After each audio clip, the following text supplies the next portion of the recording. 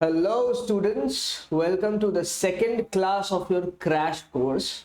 We are back with a new video and आज जो topic हम लोग cover करने जा रहे हैं, it's a very important topic and it's a very easy topic. आज जो है हम लोग cover करेंगे agricultural income and exemptions of total income. ठीक है, ये टॉपिक जो है बहुत वाइटल है और आपके मार्क्स आपके एग्जाम में जो है ये टॉपिक, ये पर्टिकुलर टॉपिक जो है फ्रॉम 5 to 10 मार्क्स कवर करने वाला है। जी हाँ, आपने सही सुना, 5 मार्क्स to 10 मार्क्स का इस पे कवर करने वाला है आपके एग्जाम्स में। एंड ये बहुत इजी सा टॉपिक है, मैंने एक चार्ट में ये पूरे चैप्टर को समराइज कर दिया है एंड यही चार्ट से जो है हमारा आज का डिस्कशन होने वाला है। एंड डिस्कशन के बाद एनोटेटेड चार्ट, जैसा कि मैंने डे 1 के साथ किया था, आपके जो है कम्युनिटी ग्रुप में आ जाएगा। ठीक है ना। सो एक बार विदाउट एनी डिले हम लोग स्टार्ट कर देते हैं इस चैप्टर को। तो देखो, जैसा कि ये चैप्टर बोलता है, it deals with exemptions and agricultural income. Now this exemptions in income tax is dealt in section 10। ठीक है, तो एग्जेम्पशंस होता क्या है? एग्जेम्पशंस मीन कि एक पर्टिकुलर कैटेगरी ऑफ इनकम पे टैक्स नहीं लगता, यानी कि वो इनकम जो है इनकम टैक्स के दायरे से ही बाहर है, उस पर इनकम टैक्स लगेगा ही नहीं। ठीक है, अब इसमें भी कुछ इनकम ऐसे होते हैं जो कि फुल्ली एग्जेम्प्टेड होते हैं, यानी कि आप उस इनकम से 1 लाख कमाओ, 10 लाख कमाओ, 100 करोड़ कमाओ, 1000 करोड़ कमाओ, उस पर फुल्ली एग्जेम्प्टेड है, उस पर कोई टैक्स नहीं लगेगा। एक ये कैटेगरी के इनकम होते हैं जो कि they are fully exempt from tax. They are fully exempt from what? They are fully exempt from tax. Which tax? Income tax. ठीक है, और एक कैटेगरी के इनकम होते हैं जिसमें एग्जेम्पशन तो मिलता है बट पार्शियली मिलता है। ठीक है, तो these are called partly exempted income. For example, अगर आपको पता होगा, आपने सैलरी चैप्टर पढ़ा है, तो सैलरी चैप्टर में आपने पढ़ा होगा चिल्ड्रन एजुकेशन अलाउंस। तो चिल्ड्रन एजुकेशन अलाउंस में हम लोग लेस करते हैं ना डिडक्शन अंडर सेक्शन 1014(1). 1014(1) इसमें क्या होता है? हम लोग करते हैं 100 पर मंथ पर child for the maximum of 2 children, है ना। तो this is what? This is a partial deduction, यानी कि आपको एक स्टैट्यूटरी लिमिट के बेसिस पे जो है डिडक्शन मिलेगा। स्टैट्यूटरी लिमिट मतलब ये लिमिट आपके लॉ में प्रिस्क्राइब कर दिया गया है कि आपको जो हम डिडक्शन देंगे वो जो है पूरे अमाउंट का नहीं देंगे, बट हाँ टू एन एक्सटेंट जो है दिया जाएगा। इसी तरीके के बहुत सारे ऐसे इनकम है जिसपे आपको पार्शियल डिडक्शन मिलता है। तो आपके एग्जाम्स में जो क्वेश्चन आएगा ना, तो ऐसे ही पूछ सकते हैं, तो डायरेक्ट क्वेश्चन पूछ लेगा कि आप मेरे को एक 3 4 5 name 5 partially exempted income under section 10, या फिर ऐसे बोल देगा name 5 fully exempted income under income tax act. तो आपको क्या लिखना है? सबसे पहले इंटरेस्ट ऑन सिक्योरिटीज, फिर इनकम ऑफ माइनर, उसके बाद ये जो है पार्शियल का है, commutation of pension, leave encashment, house rent allowance, notified special allowances under section 1014। 1014 में बहुत सारे अलाउंसेस है, 1014(1) होता है, 1014(2) होता है। जब हम लोग सैलरी चैप्टर डिस्कस करेंगे तो ये आपको मैं डिटेल में बताऊंगा कि 1014(1) के अलाउंसेस कौन से हैं, 1014(2) के अलाउंसेस कौन से। तो ये अलाउंसेस में जो है आपको जो है पार्शियल डिडक्शन मिलेगा, यानी कि डिडक्शन तो मिलेगा बट उस लिमिट तक मिलेगा जो लिमिट लॉ में प्रिस्क्राइब्ड है, प्रिस्क्राइब्ड लिमिट बाय लॉ। ठीक है, तो डिडक्शन तो मिलेगा बट कितने का मिलेगा? Under prescribed limit by law. ठीक है ना। अच्छा, तो सर ये इंटरेस्ट ऑन सिक्योरिटीज क्या होता है? इंटरेस्ट ऑन सिक्योरिटीज होता है, सिक्योरिटी शब्द का मतलब है जैसे bonds, debentures, shares and securities, ये सारा चीज जो है ये सिक्योरिटी है। इस पे अगर आपको इंटरेस्ट मिलता है ना, इंटरेस्ट इनकम, तो इस पे जो है एक सर्टेन अमाउंट ऑफ डिडक्शन दिया जाता है, सॉरी नॉट डिडक्शन, एग्जेम्पशन दिया जाता है। आपका इनकम जो है वो पार्शियली एग्जेम्प्टेड होता है। अगर माइनर को इनकम अर्न कर रहा है, माइनर मतलब वो लोग जिनका एज अभी तक 18 साल हुआ नहीं है as per Indian majority act. तो मेजोरिटी एक्ट के अकॉर्डिंग वो लोग जिनका एज 18 इयर्स का नहीं है वो लोग जो है माइनर होते हैं। 18 से लोअर वो लोग कौन होते हैं? Minor income. तो माइनर के इनकम में भी जो है कुछ स्टैट्यूटरी अमाउंट दिया हुआ है जिससे वो जिसका आपको एग्जेम्पशन मिलता है। सिमिलरली जब पेंशन का बात करते हैं तो पेंशन में भी बहुत तरीके का पेंशन होता है। एक रिटायरमेंट पेंशन होता है, कम्यूटेड पेंशन होता है, नॉन कम्यूटेड पेंशन होता है। क्या होता है ये सैलरी चैप्टर में हम लोग डिस्कस करेंगे कि ये पेंशन जो पार्ट है, ये पेंशन जो है ना, this is a part of your chapter salary. ठीक है, ये जो पेंशन पार्ट है ना, this is a part of your salary वाला चैप्टर। ठीक है, सैलरी में भी कौन सा पार्ट है sir? This is a part of retirement benefit, this is a part of retirement benefit. तो ये हम लोग सैलरी में डिटेल में चर्चा करेंगे। अभी के लिए मान लो कि पेंशन जो है वो पेंशन वही है जो आप जानते हो। Leave encashment, again leave encashment, house rent allowance, ये सारा जो है it's a part of salary, but the thing is question आपसे पूछेगा एग्जाम में कि name 5 income which are partially exempt from tax. तो ये जो है यहाँ पे मैंने 6 देके रखा है, आप कोई भी 5 इनकम वहां पे लिख सकते हैं, 2005 पार्शियली एग्जेम्प्ट फ्रॉम टैक्स, और ये जो है आपका कम से कम 5 मार्क्स का क्वेश्चन आएगा। तो एक तो ये कैटेगरी हो गया पार्शियली एग्जेम्प्टेड। दूसरा क्या है कैटेगरी फुल्ली एग्जेम्प्टेड का। फुल्ली एग्जेम्प्टेड मतलब सर एकदम टैक्स नहीं होगा, फुल्ली एग्जेम्प्टेड, हाँ आंसर इज फुल्ली एग्जेम्प्ट। मतलब आप अगर ऐसा कोई इनकम अर्न करते हो तो वो 100% एग्जेम्प्ट फ्रॉम टैक्स है। जी हाँ, 100% एग्जेम्प्ट फ्रॉम टैक्स। तो सर ये बस इतना ही है क्या? 6 ही इनकम है क्या जो 100% एग्जेम्प्टेड है टैक्स के अंदर? Answer is no. बहुत सारे इसका लंबा लिस्ट दिया हुआ है जो कि सेक्शन 10 प्रोवाइड करता है। सेक्शन 10 डील्स विद एग्जेम्पशंस, ठीक है, सेक्शन 10 डील्स विद एग्जेम्पशन। तो जब भी आप देखोगे किसी भी हेड ऑफ इनकम में अगर कोई भी एग्जेम्पशन आ रहा है तो वो कहां से आएगा? वो अपना जो है गवर्न होगा सेक्शन 10 से, ठीक है ना। तो section 10 is the governing section of what? Of exemption, ठीक है। तो यही जो है बोलता है कि कुछ income which are fully exempt from tax. तो सबसे पहला जो उसमें आता है, वैसे तो एग्रो इनकम सबसे पहला है, बट ये हम आपके साथ लास्ट में डिस्कस करेगा क्योंकि चर्चा थोड़ा लंबा चलेगा, ठीक है ना। तो हम एक बार के लिए वो इनकम बता देते हैं जो कि बाकी है अदर देन एग्रो इनकम। तो sum received by member from HUF. HUF मैंने आपको लास्ट क्रैश कोर्स के क्लास में बताया कि क्या होता है। हिंदू अनडिवाइडेड फैमिली, यानी कि हिंदू लॉ से गवर्न होना चाहिए, अनडिवाइडेड या कॉमन प्रॉपर्टी होना चाहिए, एंड फैमिली मेंबर होना चाहिए। तो अगर हिंदू अनडिवाइडेड फैमिली से जो इनकम आ रही है, मान लो एक बंदा ए, मिस्टर ए, मैं एक एग्जांपल देता हूं आपको। मान लो कि हमारे पास है Mr A, Mrs A and junior A, ठीक है। अगर ये तीनों मिलके अपना एक एचयूएफ चला रहे और एचयूएफ जो है सेल कर रही है, मान लेते हैं सेल हो रहा है 50 लाख का, मान लेते हैं सेल हो रहा है 50 लाख का, तो ये इनकम जो है वो एचयूएफ सेल करके ला रही है। तो HUF is a separate entity, HUF is a separate entity. Again ये तीनों आर सेपरेट एंटिटीज।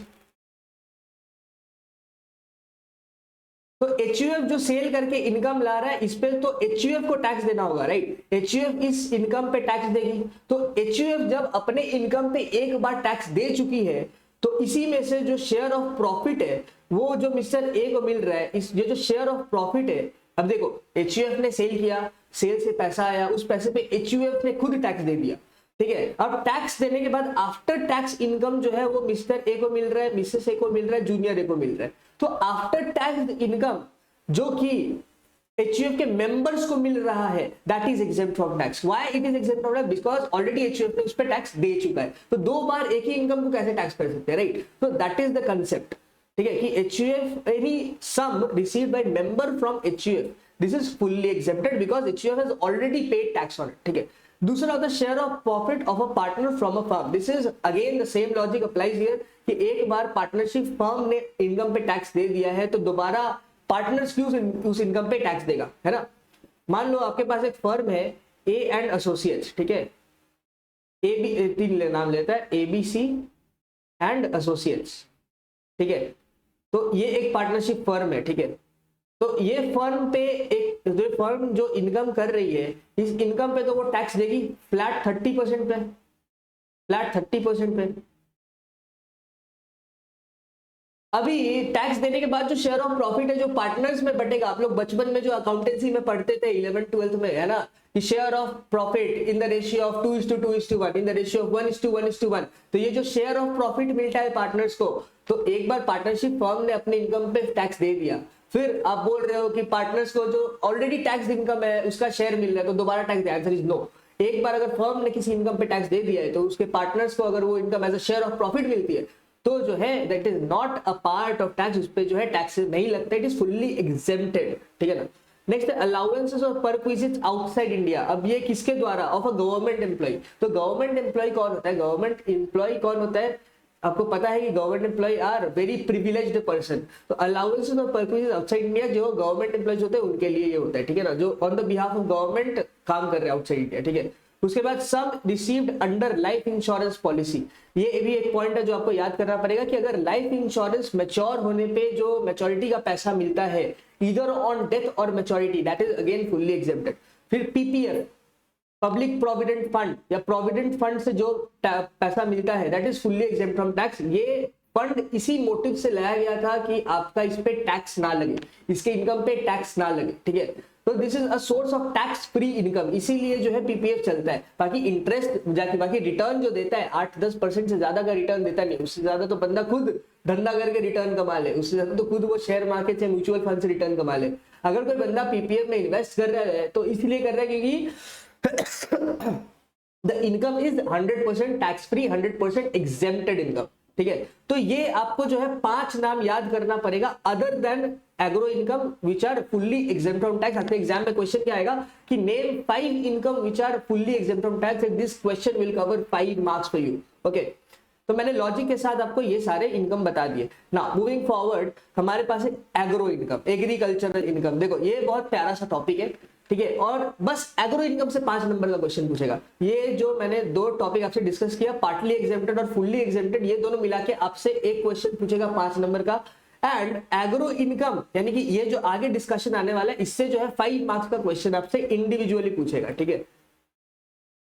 तो अभी तक जो पढ़ा आसान था, मजा आ रहा है? तो मजा आ रहा है तो अपने दोस्तों को रिकमेंड करो ना, फ्री का क्रैश कोर्स करवा रहे हैं हम लोग, लेके आओ अपने फ्रेंड्स को, देखो साथ में स्कोर करो, पास करो, सप्ली नहीं लाना है, ठीक है ना।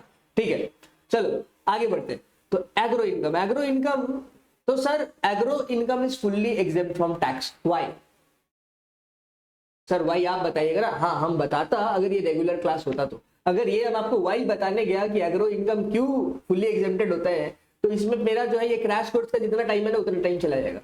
तो बेटर है वाई नहीं समझते क्या है वो समझते। सर किसान बहुत गरीब होते हैं, गरीब की इनकम को कैसे टैक्स करें? अरे दादा गरीब होते हैं तो टैक्स कहाँ है? 5 लाख तक तो ओल्ड रेजिम में भी टैक्स नहीं लगता, 7 लाख में तो न्यू रेजिम में भी टैक्स नहीं लगता। अगर आपके किसान गरीब है, 5 लाख या 7 हजार कमा रहे साल का, तो एवरेज ही टैक्स नहीं देना है, तो एग्रो इनकम को क्यों एग्जेम्प्ट करना था?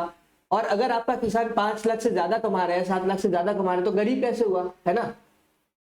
तो सर क्यों फिर एग्रो इनकम पे टैक्स नहीं है? इसका जवाब नहीं दूंगा मैं आपको, क्योंकि ये जवाब बहुत टाइम कंज्यूम करेगा। तो हम लोग ये जानते हैं इसका रीजन है, ऑब्वियसली लॉ के पीछे हमेशा रीजन होता है ना। लॉ के पीछे हमेशा रीजन होता है। अगर आपके टीचर आपको ये नहीं बता रहे कि ये लॉ किस लिए लाया गया, ये प्रोविजन किस लिए लाया गया, इसका मतलब ये है कि आप अब क्या बताएं, कमेंट नहीं करते, ठीक है ना। बट द थिंग इज अगर लॉ है तो रीजन रहता है, ठीक है ना। तो एग्रो इनकम फुल्ली एग्जेम्प्ट है, आंसर इज यस। तो एग्रो इनकम होता क्या है सर? ऐसा एग्रीकल्चर इनकम है क्या जिसपे टैक्स नहीं लगता है? तो देखो एग्रीकल्चर इनकम जो है that is covered under section 10 subsection 1, it is covered under section 10 subsection 1। तो इनकम टैक्स एक्ट बोलती है कि ये 5 तरीके के इनकम जो है ये एग्रीकल्चरल इनकम कहलाते हैं, ठीक है। ये 5 तरीके के जो इनकम है वो एग्रीकल्चरल इनकम कहलाते हैं। तो पहला क्या है? नंबर वन है रेंट और रेवेन्यू डिराइव्ड फ्रॉम लैंड। अब ये बस लैंड नहीं है, दिस इज एग्रो लैंड, ठीक है। रेंट और revenue derived from agro land. यानी कि मान लो आप जो है आप हो मिस्टर ए एंड आपका गांव में बहुत बड़ा जमीन है, ठीक है। मान लो 10 बीघा की जमीन है आपकी गांव में, ठीक है ना। और यहाँ पे आप क्या करते हो? आप खेती करते हो। आप खेती नहीं करते हो, आपने किसी को जो है भाड़े पे देके रखी जमीन को। आप मिस्टर ए हो, ठीक है, आप मिस्टर स्मिथ को ये लैंड भाड़े पे देके रखा है, ठीक है। और मिस्टर स्मिथ क्या करते हैं? इस लैंड पे वो गन्ने उगाते हैं। क्या उगाते हैं? गन्ने उगाते हैं, शुगर केन उगाते हैं इस खेत पे, ठीक है। और मिस्टर स्मिथ जो है आपको रेंटल्स देते हैं। क्या देते हैं? रेंटल्स देते हैं। यानी कि आपने मिस्टर स्मिथ को ये खेत जो है भाड़े पे दिया हुआ है और वो आपको जो है साल का लेट्स से 8 लाख रुपए एज रेंट देते हैं। तो ये जो रेंटल इनकम आपको मिल रही है ना, ये जो रेंटल इनकम आपको मिल रही है ना, this is agro income, this is agricultural income under section 10(1). तो ये जो एग्रो इनकम आपको मिल रही है in the form of rent from agricultural land, it is an agro income and it is fully exempt from tax. अच्छा sir अगर ये गन्ने की जगह कुछ और उगाता तो भी तो एग्रीकल्चरल लैंड है। तो सर ये एग्रो लैंड होता क्या है? एग्रो लैंड होता क्या है? Is agricultural land that land which is capable of using it as an agricultural land, or is agricultural land that land which is used for that purpose? सवाल interesting है, ध्यान देना। मैंने ये बोला कि क्या एग्रो लैंड वो लैंड है जिसमें खेती हो सकता है, या फिर एग्रो लैंड वो लैंड है जिसमें खेती हो रहा है? दोनों में फर्क है। एग्जाम्पल देता हूं तब समझ में आएगा। मान लो आपने मिस्टर स्मिथ को लैंड दिया, ठीक है, एग्रीकल्चर करने के लिए। इस लैंड के बगल में एक और लैंड है, इस लैंड के बगल में एक और लैंड है, ठीक है। यहाँ पे जो है कॉर्न की खेती होती है, ठीक है, कॉर्न उगता है यहाँ पे, और यहाँ पे जो है धान उगते हैं, धान, ठीक है। पर यहाँ पे जो मिस्टर स्मिथ को आपने ये लैंड में खेती हो सकती है, ठीक है, it is fully fertile, it is fully capable of doing agriculture, but mister Smith ने क्या किया, यहाँ पे एक बार ओपन कर दिया। बार जानते हो ना, जहाँ पे दादू वादू मिलते हैं, हाँ, तो मिस्टर स्मिथ ने बार ओपन कर दिया और मस्त बार से वो मतलब क्या बताए, नोट छाप रहे, ठीक है, नोट छापे जा रहे। अभी देखो ये land is fit for agriculture, but क्या ये रेंट जो तुमको मिल रहा है, जो मिस्टर ए को मिल रहा है फ्रॉम मिस्टर स्मिथ, क्या ये रेंट भी एग्रीकल्चरल इनकम कहलाएगी? सवाल समझ में आया? आंसर इज नहीं कहलाएगी। क्यों नहीं कहलाएगी? क्योंकि agricultural land is that land which is directly और indirectly used for agricultural purpose. मैं यहां पे लिख देता हूं, agro land is that land which is directly और indirectly used for agricultural purpose. यानी कि अगर आप उस लैंड पे खेती नहीं कर रहे हैं तो उसका रेंट भी जो है एग्रो इनकम नहीं कहलाएगा। तो आपके एग्जाम में सवाल देगा कि अच्छा, rent derive from an agro land which was not used for agricultural purpose, तो आप वहां पे लिखोगे नॉन एग्रो इनकम। आपसे यही पूछेगा कि बताइए ये इनकम एग्रो इनकम है कि नहीं है। तो अगर आपको लॉजिक पता होगा तो आप अपने आप बता देंगे। बाकी पास्ट पेपर क्वेश्चन तो हम भी कवर करने वाले हैं, ठीक है। तो पहला पॉइंट क्लियर है, रेंट और revenue derive from an agricultural land. दूसरा point, income from agricultural operation. Agricultural operation यानी कि आप एक्चुअली में खेती करके जो है इनकम अर्न कर रहे हो। तो एग्रीकल्चरल इनकम में भी दो टाइप के इनकम, सॉरी, एग्रीकल्चरल ऑपरेशन में भी दो तरह का ऑपरेशन होता है। एक होता है बेसिक ऑपरेशन, दूसरा होता है सब्सिक्वेंट ऑपरेशन। बेसिक ऑपरेशन मतलब आपके जर्मिनेशन के पहले तक जितना भी प्रोसेस है वो होता है बेसिक ऑपरेशन। जर्मिनेशन के पहले तक का प्रोसेस मतलब सीड को पहले प्लांट किया, पहले समझो एग्रीकल्चरल प्रोसेस स्टार्ट कैसे होता है। सबसे पहले आपको जो है लैंड को जो है टिलिंग ऑफ लैंड करना होता है, यानी कि ट्रैक्टर चलवा के, हल चलवा के जो है आपको लैंड को ऐसा करना पड़ता है जिससे आप उस पर बीज बो पाओ। तो टिलिंग प्रोसेस होता है। टिलिंग के बाद सीडिंग होता है या सोइंग होता है, जिसमें आप एक्चुअली जाके बीज लगाते हो। बीज होने के बाद जो है आप प्लांटिंग करते हो, यानी कि सैपलिंग्स को प्लांट करते हो उसमें, है ना। और उसके बाद जो है उस पर फर्टिलाइजर करते हो, उसका लैंड का ध्यान रखते हो, वगैरह वगैरह। तो जब तक एक बार टिलिंग ऑफ लैंड से स्टार्ट करके जब तक वो सीड जर्मिनेट नहीं हो रहा है तब तक का प्रोसेस को हम लोग बोलते हैं बेसिक ऑपरेशन, ठीक है। तो बेसिक ऑपरेशन करके जो आप इनकम कमा रहे हो that is an agricultural income. Subsequent operation वो होता है कि एक बार आपका सीड जर्मिनेट हो गया, आपका प्लांट स्प्राउट हो गया, उस स्प्राउटिंग के बाद का जो भी प्रोसेस है, यानी कि जो है आपने उसको कटवाया, कटवा के जो है साफ सफाई की, उसके बाद पैकेजिंग किया, फिर बेच दिया, ये है सब्सिक्वेंट ऑपरेशन, ठीक है ना। ये है सब्सिक्वेंट ऑपरेशन। तो अगर आप तो अभी तो सर अगर एक्सक्लूसिवली सब्सिक्वेंट ऑपरेशन करे तो क्या वो एग्रो इनकम होगी? आंसर इज नहीं। तो देखो मैं यहाँ पे थोड़ा समझाता हूँ चीज को कि अगर आप बेसिक ऑपरेशन कर रहे हो प्लस सब्सिक्वेंट ऑपरेशन कर रहे हो तो ये जो है एग्रो इनकम होगी। अगर आप बेसिक इनकम एक्सक्लूसिवली कर रहे हो, सब्सिक्वेंट नहीं कर रहे हो, तो भी ये एग्रो इनकम होगी। अगर आप एक्सक्लूसिवली सब्सिक्वेंट ऑपरेशन कर रहे हो, आप बेसिक ऑपरेशन नहीं कर रहे हो, आप एक्सक्लूसिवली सब्सिक्वेंट ऑपरेशन कर रहे हो, तो ये होगा नॉन एग्रो इनकम। तो ये तीन चीज हो सकता है। क्या क्या? या तो आप बेसिक ऑपरेशन कर रहे हो एक्सक्लूसिवली तो वो एग्रो इनकम है, या तो आप एक्सक्लूसिवली जो है सब्सिक्वेंट ऑपरेशन कर रहे हो तो ये जो है नॉन एग्रो इनकम है। अगर आप बेसिक प्लस सब्सिक्वेंट दोनों कर रहे हो तो इसके केस में क्या होगा? ये एग्रो इनकम होगा। चलो मैं समझाता हूं। मान लो एग्जांपल देता हूं आपको। मान लो कि आपका जो घर है ना, आपका घर, आपके घर के टेरेस पे आपका बहुत सुंदर सा घर है। आप उसके टेरेस पे जो है क्या किए, आप पॉट्स लेके आए, पॉट समझते हो ना, गमला, पॉट लेके आए। पॉट में आपने क्या किया, मिट्टी भरा, उसके बाद बीज बोए और उसमें से बहुत सारे फ्लावर्स जो है उसमें से स्प्राउट किए। आपने उस फ्लावर्स को जाके मार्केट में बेच दिया। तो क्या ये फ्लावर का सेल करके जो पैसा आया आपके पास, क्या ये एग्रो इनकम है? Answer is yes, this is an agro income. क्यों? क्योंकि सबसे पहले आपने क्या किया, उसमें उस पॉट में जो आपने मिट्टी भरा, फिर सीड लगाया, एंड ये जो है उसके बाद आपने सीड लगाने के बाद आपका फ्लावर स्प्राउट हुआ, उसके बाद आपने उसको कटवा के बेचा। तो आपने बेसिक ऑपरेशन किया till the germination of seed and subsequent operation भी किया आफ्टर जर्मिनेशन ऑफ सीड। तो दोनों चीज कवर हुआ, therefore it's an agro income. चलो एग्जांपल 2 देता हूं आपको। एग्जांपल 1 मैं यहां पे लिख देता हूं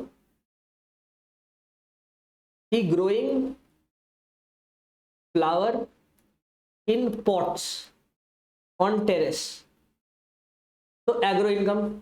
एग्जाम्पल 2, अभी क्या हुआ, आप ना एग्जाम्पल 2 मान लो आपका बहुत सुंदर घर है, ठीक है, आप जो है गए हैं वेकेशन पे, 1 महीने के वेकेशन पे, ठीक है, और आपके लॉन में, आपके यार्ड में ना लंबे लंबे घास उग गए, ठीक है, लंबे लंबे घास उग गए, ठीक है। तो आपका एक फ्रेंड है, ठीक है, आपका एक फ्रेंड है, उनका नाम है रोहित मेहरा।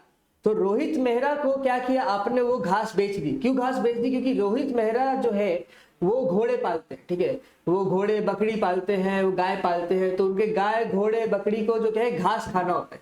तो आपने क्या किया, अपने लॉन में जो एक्स्ट्रा घास उग गया था, जो स्पॉन्टेनियस ग्रो होके एक्स्ट्रा घास उग गया था, आपने कटवा के रोहित को बेच दिया, और रोहित जो है उसको खरीद लिया। अब मेरे को बताओ, ये जो स्पॉन्टेनियस ग्रोथ ऑफ ग्रास हुआ है आपके लॉन में, जो आपने रोहित को बेचा और रोहित से पैसे कमाए, क्या ये एग्रो इनकम है? सोचो, लगाओ दिमाग। Answer is no, it's not an agro income. Why? Because क्या आपने ग्रास के लिए बीज बोया? क्या आपने टिनिंग ऑफ लैंड किया? नहीं किया। आप तो चले गए थे वेकेशन पे, आप तो गए थे वेकेशन पे, ये ग्रास बिना बेसिक ऑपरेशन के आपके लॉन में उगी है, तो आपने एक्सक्लूसिवली सब्सिक्वेंट ऑपरेशन किया है। तो आंसर इस केस में जो है ये पर्टिकुलर इनकम एग्रो इनकम नहीं कहलाएगी, ठीक है। तो मैं यहां पे लिख देता हूं example 2, subsequent sale of grass spontaneously grown।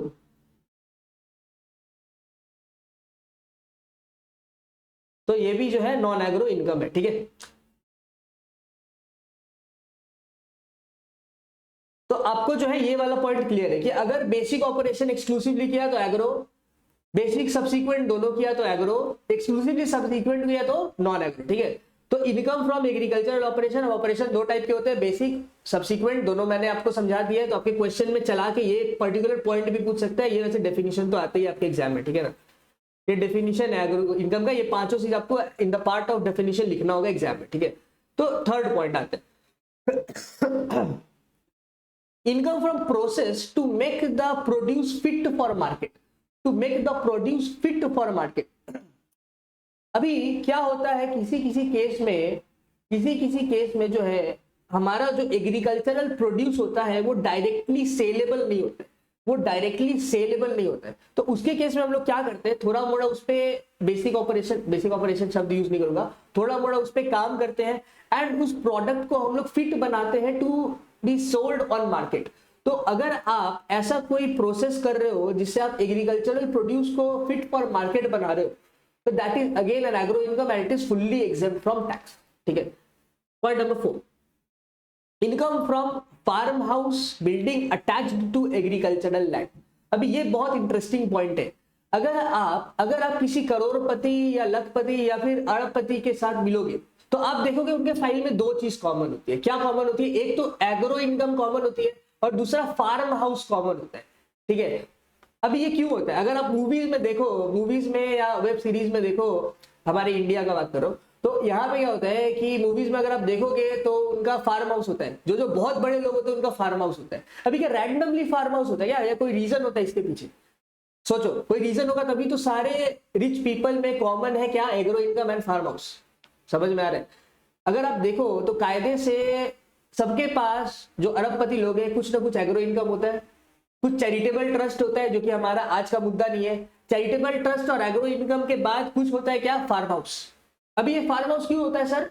ये फार्म हाउस क्यों होता है? रहने के लिए गेस्ट लोगों के? नहीं, answer is no. Income generated from farm house, this is also an agro income which is again exempted from tax. तो this is nothing but a kind of tax बचाने का निंजा टेक्निक जो कि सारे लोग करते हैं, ठीक है। अब मैं बताता हूं कि फार्म हाउस अभी इनकम फ्रॉम फार्म हाउस जो है ये एग्रो इनकम तब कहलाएगी जब ये 3 कंडीशन को सेटिस्फाई करेगी। कौन सा 3 कंडीशन को सेटिस्फाई करेगी? पहला कि that farm house is situated in the immediate vicinity of such land, यानी कि लैंड के आजू बाजू ही वो फार्म हाउस है, ठीक है। नंबर टू क्या है? नंबर 2 क्या, ध्यान से देखना।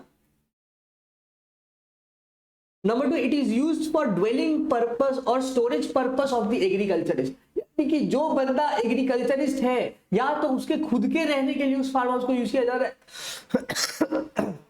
या तो उसके एग्रीकल्चरल प्रोड्यूस को स्टोर करने के लिए उस फार्म हाउस को यूज किया जा रहा है। तो अगर ये दोनों में से कोई भी एक कंडीशन सेटिस्फाई कर रहा है, मतलब ये पॉइंट 2 में और दिया हुआ है ना, तो अगर या तो आप ड्वेलिंग के लिए यूज कर लो या स्टोरेज के लिए यूज करो, तो दोनों के केस में हम लोग बोलेंगे ये ठीक है, चलेगा। This condition point number 2 satisfied. And number 3, the land is situated, यानी कि जो लैंड के बाजू में फार्म हाउस है वो land must be situated in a rural area और land assessed to land revenue. Land revenue is a kind of property tax, ठीक है। तो ऐसा है कि जो लैंड के बाजू में आपका फार्म हाउस है वो लैंड जो एक रूरल एरिया में होना चाहिए या फिर in an area assess to land revenue. Sir rural area क्या होता है? रूरल एरिया गांव नहीं होता है, रूरल एरिया का डेफिनेशन दिया हुआ है, पर्टिकुलर किलोमीटर का रेंजेस दिया हुआ है जिसको हम लोग रूरल एरिया बोलते हैं, बट वो डेफिनेशन अभी के लिए रेलेवेंट है नहीं, ठीक है, उतना डिटेल में जाके फायदा है नहीं। तो अगर कोई फार्म हाउस ये तीनों कंडीशंस को जो है सेटिस्फाई करता है, ये तीनों कंडीशंस, ठीक है, ऑल 3, मैं यहाँ पे लिख देता हूँ ऑल 3, तो वो फार्म हाउस शैल बी, तो the income from such farm house shall be treated as the agro income and it is fully exempt from tax. Now fifth and last point जो agricultural definition का part है, which is income from sale of agro produce by the cultivator or receiver or rent in kind. सोचो एक तो जिसने खेती किया उसने एग्रो प्रोड्यूस को बेच दिया, तो इस बार हमारा जो भी खेती करके जो भी क्रॉप्स आया है वो मैं डायरेक्टली बेच दे रहा हूँ, तो इसके केस में जो है हम लोग क्या बोलेंगे? उसको एग्रो इनकम बोलेंगे। ऑन द अदर हैंड, मान लो मेरा और फार्मर का जमीन मेरी है पर खेती कोई और कर रहा है, फार्मर कर रहा है, और मेरा फार्मर का जो अग्रीमेंट हुआ है वो ऐसा हुआ है कि फार्मर जी आप मेरे को रेंट पैसे में नहीं दोगे, आप मेरे को रेंट दोगे in the form of crops, ये क्रॉप्स को मैं खुद बेचूंगा, ठीक है। तो अगर ये इनकम आ रहा है मेरा from sale of such agro produce even though I am receiving such crop in kind में मिल रहा है ना, कैश में तो मिल रहा है, मेरे को तो क्रॉप मिल रहा है ना as a part of rent, है ना। तो if I am the receiver of rent in kind, तो इसके केस में अगर मैं सच क्रॉप को सेल करके कोई इनकम कमाता हूँ तो this is again an agro income and it is fully except from tax. तो एग्रो इनकम में हम लोग पढ़ा कि there are 5 income, agricultural income includes means these 5 income. पहला इनकम क्या है? रेंट और revenue derive from agro land. Agro land मतलब ऐसा लैंड जो कि डायरेक्टली या इनडायरेक्टली एग्रीकल्चरल पर्पस के लिए यूज किया जा रहा है। Number 2, income from agricultural operation. उसमें हम लोगों ने देखा कि agricultural operation can be of 2 types, basic operation and subsequent operation. Basic operation मतलब जर्मिनेशन के पहले तक का जितना प्रोसेस, सबसीक्वेंट ऑपरेशन मतलब सीड के जर्मिनेशन के बाद का प्रोसेस, ठीक है। तो दोनों में से अभी अगर बेसिक सबसीक्वेंट दोनों कर रहा है तो हम लोग बोलेंगे कि एग्रीकल्चरल ऑपरेशन है। एक्सक्लूसिवली सबसीक्वेंट कर रहा है तो एग्रीकल्चरल ऑपरेशन नहीं माना जाएगा, और एक्सक्लूसिवली बेसिक कर रहा है तो एग्रो इनकम माना जाएगा, ठीक है। Number 3, income from process to make the agricultural produce fit for market. तो उसके केस में हम लोग बोले क्या कि एग्रो इनकम है।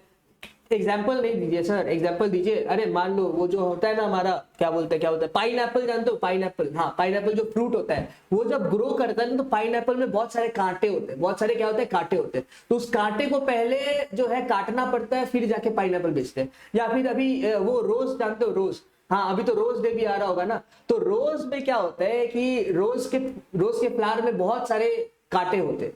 तो रोज को बेचने से पहले क्या करते हैं? उस कांटे को काटा जाता है, ठीक है, और कांटे को हटाने के बाद जो है उसको हम लोग मार्केट में बेचते हैं। तो हम लोग क्या कर रहे हैं? डायरेक्टली रोज उगा के बेच दिए क्या? ऐसा तो नहीं किया, नहीं, पहले उसको फिट फॉर मार्केट बनाना होगा, कांटों को हटाना होगा। नहीं तो मान लो, नहीं तो आप गए अपनी गर्लफ्रेंड के पास रोज लेके, और रोज लेके उनको कांटा चुभ गया। देखो वैलेंटाइंस डे का तो नहीं पता, ब्रेकअप पहले होगा, ठीक है ना। हाँ, तो रोज को पहले क्या करना होगा? फिट फॉर मार्केट बनाना होगा, फिर जाके जो है बेचना होगा, ठीक है। तो this is also a part of agro income, ठीक है। सर बोलेंगे, आप लोग बोलेंगे सर क्या पढ़ा दिया आज, क्यों याद दिला दिया, वो तो चली गई, छोड़ो, भावनाओं को काबू रखो, मार्क्स उठाना है, 5 से 10 नंबर आएंगे, ठीक है। Back to the lecture. हाँ, तो income from farm house building, ये मैंने आपको बता दिया कि एग्रो फार्म हाउस से जो इनकम आता है वो एग्रो इनकम हुआ, provided 3 conditions and satisfied, and lastly income from sale of agro produce. ठीक है, तो ये पांचों आपको लिखना होगा एग्जाम में, अगर आपसे क्वेश्चन पूछते हैं कि define agro income as per income tax act. ठीक है, now moving forward in the discussion, हमारा जो लास्ट मुद्दा है partly agro income and partly non agro income. Sir ये क्या चिड़िया का नाम है सर, समझाते समझो। कुछ इनकम ऐसा होता है कि आपको पार्टली, हम लोग कुछ ऐसा एग्रीकल्चरल प्रोसेस होता है जिसको हम लोग बोलते हैं partly this is agricultural process and partly is a business process. मान लो कि आपने जो है अपने अपने अपने कुछ, हाँ आपने जो है कुछ बीज बोए, ठीक है, और उस बीज से कुछ पौधा निकला। आप जो है रहते हो हिली एरियाज में of West Bengal, North Bengal में रहते हो आप, और आपने जो है कुछ बीज बोए और वहां से जो है चाय का पेड़ निकला। पेड़ मतलब छोटा छोटा जो होता है, हरी मतलब क्या बोले उसको, हाँ छोटा छोटा चाय का पौधा निकला। आपने क्या किया, उस पत्तियों को काट दिया। अब मेरे को बताओ, आप लोग जो चाय पीते हो वो क्या पत्ते के फॉर्म में आता है? आप लोग के घर में जो चाय पत्ती आती है वो क्या पत्तों के फॉर्म में आता है या ग्रेन्स के फॉर्म में आता है? मेरे को बताओ। सर हमारे घर में जो चाय पत्ती आती है वो तो ग्रेन्स के फॉर्म में आती है। तो क्या आपको लगता है वो पत्तों को रख देने से ग्रेन्स बन जाते हैं क्या, या उसमें कुछ इंडस्ट्रियल प्रोसेस को ऑपरेट करना पड़ता है to make it from leaves to grains, from tea leaves to tea grains? तो एक प्रोसेस होता है ना। तो सबसे पहले समझो हमारा बेसिक ऑपरेशन क्या हुआ, सीड के जर्मिनेशन के पहले तक का प्रोसेस, यानी tilling of land, sowing of seed, उसका ध्यान रखना वगैरह वगैरह। उसके बाद सीड जर्मिनेट हो गया, चाय का पत्ती बन, चाय का पेड़ बन गया। ठीक है, चाय के लीव्स आ गए, टी लीव्स आ गए। अभी टी लीव्स को मैंने काटा और ये भी सब्सिक्वेंट ऑपरेशन खत्म। अभी जो है हमारा चाय का जो लीव्स है इट इज सेलेबल। बट आपके घर में क्या चाय के ये आते लीव्स आते? नहीं, हमारे यहाँ तो सर चाय पत्ती ग्रेन के फॉर्म में आता है। तो उसके बाद कुछ इंडस्ट्रियल प्रोसेसेस से उसको ऑपरेट करते हैं एंड फिर उसको जो है चाय पत्ती बनाते हैं। तो इस केस में बेसिक सब्सिक्वेंट ऑपरेशन के बाद का जो इंडस्ट्रियल प्रोसेस है this is a non agricultural income. ठीक है, तो हम लोग बेसिक सब्सिक्वेंट तक के पोर्शन को बोलते हैं कि this is partly agro income, and the other part जो इंडस्ट्रियल प्रोसेस हो रहा है आपके टी लीव्स को रिफाइन करके टी ग्रेन्स बनाने में, इसको हम लोग क्या बोलते हैं, partly non agricultural income, this is a business income. ठीक है, तो ऐसे ही बहुत सारे केसेस हैं जिसके बारे में अलग अलग रूल्स दिए, रूल 8, 7A, 7B1। आपको सर रूल का नाम याद नहीं करना है, आप एग्जांपल्स देख लो। तो इसमें हम लोग बोलेंगे कि इन केसेस में पार्टली एग्रो इनकम है, पार्टली जो है नॉन एग्रो इनकम है। और ये लिमिट्स जो है लॉ ने प्रेस्क्राइब कर दिया है अपने रूल में, तो आपको इससे छेड़छाड़ नहीं करना है। आपके एग्जाम में सवाल आएगा कि give examples of 4 income which are partly agro partly non agro in nature, या फिर आपको बोल देगा कि आपने इन आइटम में से XYZ लेट्स से 10,000 रुपए कमाए, अब बताओ इसमें से एग्रो इनकम कितना, नॉन एग्रो इनकम कितना। तो वो मैं बताऊंगा आपको कैसे सॉल्व करना है। ठीक है, तो सबसे पहले बोल रहे हैं कि SSC engaged in the business of growing and manufacturing T in India. जैसे मैंने आपको बताया ग्रोइंग एंड मैन्युफैक्चरिंग टी, यानी कि ग्रो कर रहे हैं टी लीव्स को और फिर मैन्युफैक्चर कर रहे हैं। तो उसके केस में क्या होगा, 60% will be agro income and 40% will be non agro income. ठीक है, तो यानी अगर आप 10,000 रुपए कमाते हो from growing and manufacturing tea, so 6,000 रुपए को बोलेंगे agro income which is fully exempt, 4,000 को बोलेंगे business income which is again taxable. ठीक है, assessee engaged in the business of growing and manufacturing, rubber के केस में 65-35 है, यानी कि 10,000 कमाते हो तो 6,500 एग्जेम्प्टेड, 3,500 जो है टैक्सेबल। ठीक है, assessee engaged in the business of coffee growing and cured by seller in India, मैंने कॉफी को उगाया फिर कॉफी को क्योर करके आपके पाउडर के फॉर्म में दिया। ठीक है, ग्रो किया क्योर किया, बस पाउडर के फॉर्म, ग्रो किया है और क्योर किया है। ठीक है, ग्रो किया है और क्योर किया है, अभी भी पाउडर बना नहीं है, अभी भी कॉफी बीन्स नहीं बना है। ठीक है, तो ग्रो किया क्योर किया यानी कि कॉफी लीव्स को ग्रो किया और उसको सुखाया अच्छे से, ये प्रोसेसिंग किया है। अभी तक उससे जो है उसने कॉफी बीन्स या फिर उसको ग्राउंड करके पाउडर नहीं बना।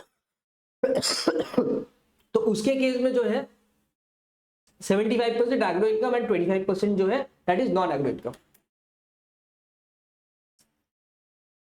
जस्ट अ मिनट,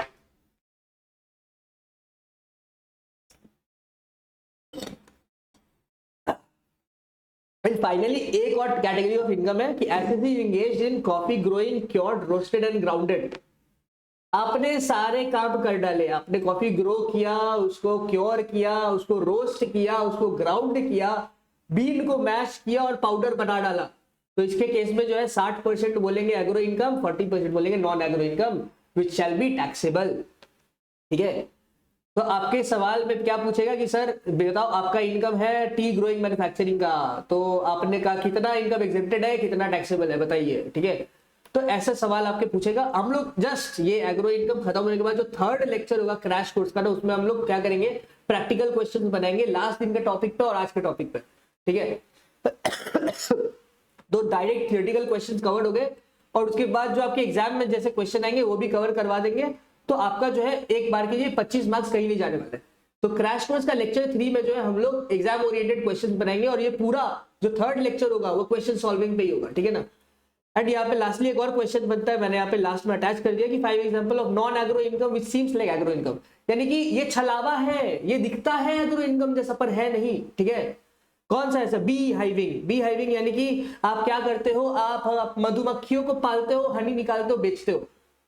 तो आप कैसे करते हो ये, मतलब बीज लगाते हो, बीज से मधुमक्खियां निकलती है, ऐसा करते हो क्या? नहीं, मधुमक्खियां बीज से तो नहीं आती है, उसके अगर कहां से आती है सर, वो आपको बायोलॉजी पढ़ना होगा। ठीक है ना। तो bee hiving is non agro income. Dairy farming, dairy farming मतलब आपका एक फार्म है जहां पे बहुत सारे गाय हैं और गाय से आप दूध निकालते हो, उसे बेच देते हो। तो सर गाय क्या बीज से उगती है? क्या आपने बेसिक ऑपरेशन किया? क्या आपने सब्सिक्वेंट ऑपरेशन किया? नहीं ना। तो डेयरी फार्मिंग इज ना नॉन एग्रो इनकम। देखो जो डेफिनेशन के बाहर कुछ नहीं जाएगा, ये 5 ही चीज एग्रो इनकम है, इसको छोड़ के कुछ भी एग्रो इनकम नहीं है। पोल्ट्री फार्मिंग, आपका एक फार्म है जहां पे आप मुर्गियां पालते हो, आप मटन बोल रहा हूं सॉरी, आप बकरियां पालते हो, मुर्गियां पालते हो और उसके बाद आप बेच देते हो। तो poultry farming is again non agro income, क्योंकि देखो क्या हुआ, बेसिक ऑपरेशन कहाँ हुआ, सब्सिक्वेंट ऑपरेशन, रेंट वेंट का तो सीन ही नहीं है। फिश फार्मिंग, सर हम जो सुबह उठते हैं, एक तालाब है वहां पे हम लोग कुछ ग्रेन्स डालते हैं, ग्रेन्स को देख के मछलियां आती है, मछली पकड़ते हैं और उसको बेच देते हैं, दिन का 10-20 हजार रुपए आ जाता है। क्या ये एग्रो इनकम है? सर बीज तो डाले, अरे दादा बीज नहीं था, वो फिश फूड था, वो फिश फूड था, फिश फूड खा के मछलियां आई और फिर आपने मछलियां पकड़ के बेच दी। सर मछलियां कैसे आई? मछलियां बीज से आती है क्या? मछली कैसे आती है उसके लिए बायोलॉजी पढ़ो, पर क्या एग्रीकल्चर इनकम है? Answer is no. Fish farming और pisciculture is not agriculture income. Finally silk farming और सेरीकल्चर। सिल्क फार्मिंग एक बार इमेजिन कर लो कैसा होता है कि आप एक पर्टिकुलर प्लांट लगाते हो, उसमें जो है सिल्क वॉर्म्स आते हैं, आप सिल्क वॉर्म को मार देते हो और वहां से सिल्क निकालते हो। तो सर हमने बीज तो लगाया, पर क्या बीज से सिल्क आया? नहीं, बीज से सिल्क नहीं आया, सिल्क वॉर्म से सिल्क आया। Therefore sericulture is a non agro income. ठीक है, तो ये पांचों आपके एग्जाम्स में एज अ पॉइंटर आएगा कि बताओ एग्रो इनकम है, नॉन एग्रो इनकम है। Answer is non agro income है। ठीक है, तो इसके साथ साथ हमारा जो है क्रैश कोर्स डे 2 समाप्त होता है और हमने कवर किया है एग्जामिनेशन एंड एग्रो इनकम। 5 से 10 मार्क्स इस टॉपिक से पक्का आ जाएगा। डे 3 में जो है हम लोग पूरा एग्जाम ओरिएंटेड क्वेश्चन बनाएंगे।